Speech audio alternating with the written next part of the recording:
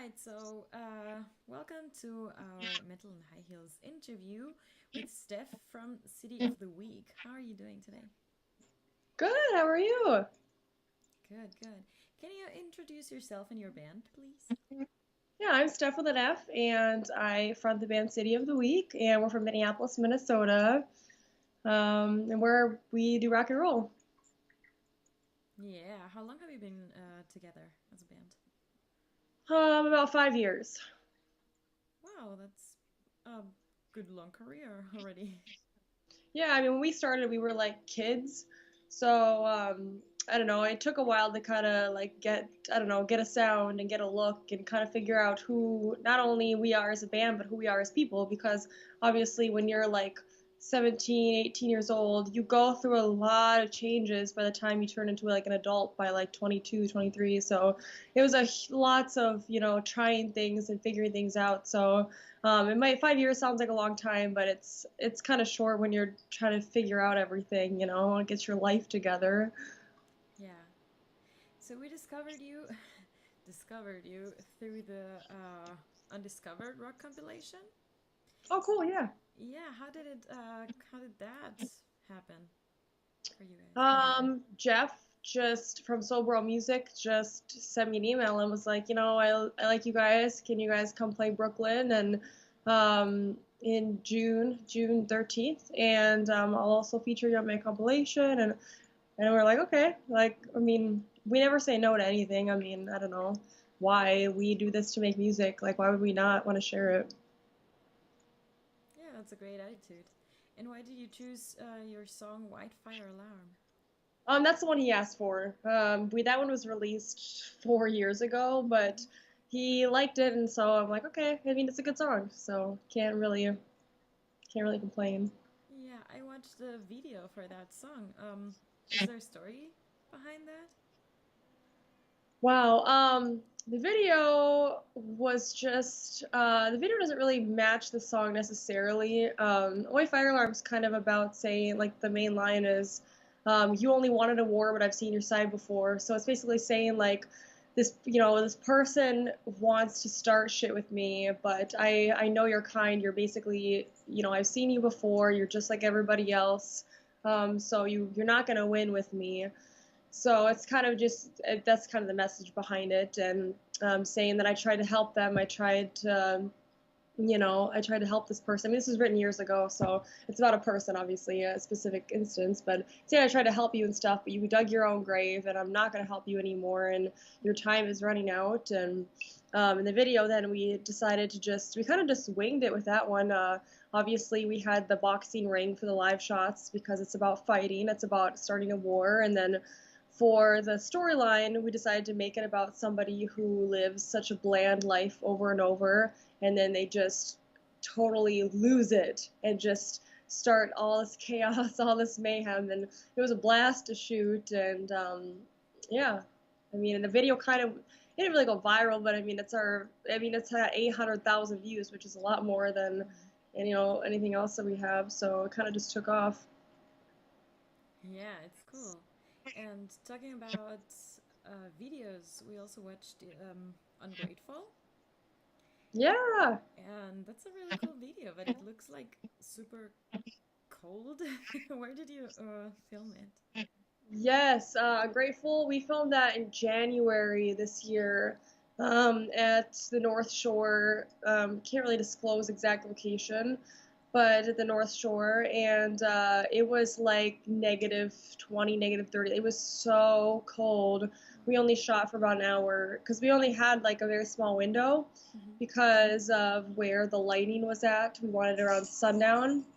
And so we had like such a small window, but it felt like we were there for like a year. It was so cold, so cold. And the live shots we did not film ourselves, but we filmed all the storyline ourselves in Lake City, Minnesota. And sorry, all these weird sounds is from my dog. She's she's like walking around. This is Sadie, everybody. Oh, This she's is so my cute. life right here.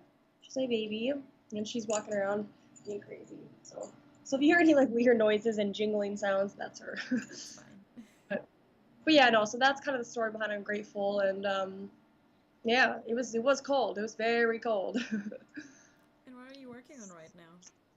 Right now, we have finished the record, and it's just kind of doing a lot of business stuff behind the scenes. Obviously, we wanted to have the record out, now, but Hmm. we just got a really good opportunity about 2 weeks ago to work with somebody and hopefully get some worldwide distribution. And so it's just kind of a lot of behind the scenes right now. The record is done, so everybody knows, and it's amazing, and I can't wait to share it. And it's killing me not to share it. Like, part of me just wants to throw it up online and be like, "Here you go." But can't do that. And then touring, we're going to be touring more this year because we spent all last year working on the record. We only did 2 tours, and this year we're going to announce a tour, obviously with the one with the Brooklyn show on the East Coast, and then we'll be announcing another tour probably in like a month or so. So we definitely want to keep on the road because even though our record's not out, we can still go and see everybody and put on a kick-ass show and have fun and have a party and see other bands. And traveling is what we like to do. We are a touring band. Like, we can't just sit at home. Like, even without a record, I'm like, I don't care. Like, here's our other 2 records. Like, take them. And we're such a young band. There's so many people who don't know of us, like, who don't know who we are, that it's like touring is never a waste. It's Hmm. always a good time, and we're always making new fans. Yeah, of course. And at this point in your career, do you guys still have day jobs? Yeah, we don't really. I mean, I do a lot of the booking. I do a lot of the right now. I do lots of the management, all the accounting. So during the day, I'm actually doing band stuff. I'm Hmm. actually doing all the management, all the business, all of booking. But then I do work nights. I work at a nightclub and I do bottle sales because I'm addicted to work. I can't really like sit around. I can't really like just hang out. I have to be working 24/7. Like, even if our band is like, if when our band is majorly successful, like if I come home from a tour, I'm gonna want to work. I'm gonna want to be doing something. Hmm. So yeah, and then Cody and Brent also have day jobs. And then Cody does all of our graphic design, and he's a freelance designer, so he does a lot of like computer work and stuff. So I don't know.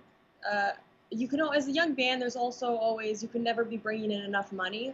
So the more money we make, the more we can just be putting it in the band. That's basically all we do is we just work all the time and put all the money in the band and use it for radio and use it for promo. And because I mean, I don't really care to sit around. I don't really care to go out and party. Like, my band is our band is our lives, Hmm. and so why not be working 24/7? You know, why not? We're so young. It's like, why not set up our future now, and Sure. instead of chilling half the time? Yeah, of course. And the energy. That's Yeah. great. So, you sell your handwritten lyrics as Yes, well? they're a hit. We were looking to update the merch store. We got a new T-shirt in, and I was like, people want things that are very, meaningful. They want personalized things. And with every merch order, I write a personalized note to every single person that buys something. And I mean, this is like, I'm talking like tons of orders per week or whatever. So I'm like writing all the time. And I was like, people like lyrics. I mean, we toured with Adelita's Way, and I remember Rick saying, like, hey, around Christmas time, put them up, and people buy them as gifts, and they're really popular. And so I was like, okay, well, I'll put them up, and they've been a hit. People love them. And, I didn't really expect all of the lyric purchases. So my hand is about to fall off from writing so much, but it's good. I mean, it's I every single sheet. I handwrite everything, Hmm. so every lyric sheet has all of my love in it, and I always sign it and write it to the person, and so it's really cool, and I enjoy doing it too. It is very cool. How important are lyrics to you I mean, in the lyrics are music my life. context? They're everything. They're why I got into music. I used to do poetry. I used to like paint and do art. Hmm. And it's for me, lyrics just say what I have to say. Like, I'm an angry, emo person. Like, like like rock and roll not for like the headbanging or like the craziness. I like it because it says real shit. A lot of like, I'm really into pop music. I love melody. I love that stuff. But it's like a lot of times pop music doesn't really say shit. It's just kind of there, and or it's talking about love. It's like rock music. You can be like, fuck you, fuck you. You can just say like, I don't know. You can be whoever you want to be, and you can say what you want to say. And so I make sure when I write my lyrics, every single word, every single line means something. It's a metaphor for something else. Like I can literally go through every single song that I've ever written line by line and explain every line and have it mean multiple things. Like this means this, and this is alluding to this piece of the, like, I'm very in depth. I care about my lyrics. I literally will take months to write a song, just crafting every single word. And um, I feel like that's something a lot of people maybe don't know, or don't really think about. They just kind of think, oh, it's a cool song. But if you really dig in, that's kind of where a lot of City of the Week substance is at. It's a lot of it's in those lyrics, which is, I mean, that's what fulfills me. That's, I mean, that's exactly what fulfills me. That's why, as a touring band, that to live shows is really our kind of like meat and potatoes, because I don't know, singing those words and actually believing what you say every night just it fills my soul like nothing else. Mm-hmm. So yeah. Thank you so much for sharing. I Yeah. have a last question. That's another subject completely. um, do you have any quick beauty tip? I don't know, makeup wise or hair care wise. Oh man. I could give a million. I'm obsessed with beauty and hair. My big one for me is, make sure you're always using cruelty-free products. I love animals. I got my Mm-hmm. dog, my cat's running around over there. I got a turtle. Like, always go cruelty-free. Tips: don't be afraid of fake eyelashes. I feel like a lot of girls are very afraid of fake eyelashes, but they're really not that scary. You They're literally just difficult put though. glue on and stick them on. I mean, it's sometimes it takes a while to put them on if your eyes are watery. Like, don't be afraid. Fake eyelashes are fun. And don't. The biggest thing is like, don't be afraid. Try things. Do you like? I mean, I've had many moments of beauty that I look back and I'm like, oh my god, girl, like, what were you thinking? But I always remind myself, like, at that time, like, you were trying stuff and you liked it. And, the big hair and the huge black eyes, like, at the time I loved it and I lived it and I believed in it. And that's, even though now I might look back and be like, oh my god, like we all do. I believed it and I loved it, and that was me. And rock it, like whatever you do, rock it, 100%. And you should always be finding ways to. I always think of makeup as art. I don't do makeup because, oh, I think I look pretty. It's like, this is art, and I try new lipsticks, I try new contour shades, I try new this. It's always about just having fun. And same with the hair. Like, some days I have blonde hair, some days I have black hair. Sometimes it's up, so like I just love it. Have fun. Women forget to have fun with it. Have fun. It's about, life is too short to give a shit, That's honestly. true. Yeah. Perfect. That's great advice. Thank you so much. Thank you so much for taking the time. And is there anything else you want to say? Just to anybody watching, thank you so much, and we obviously thank you for having me.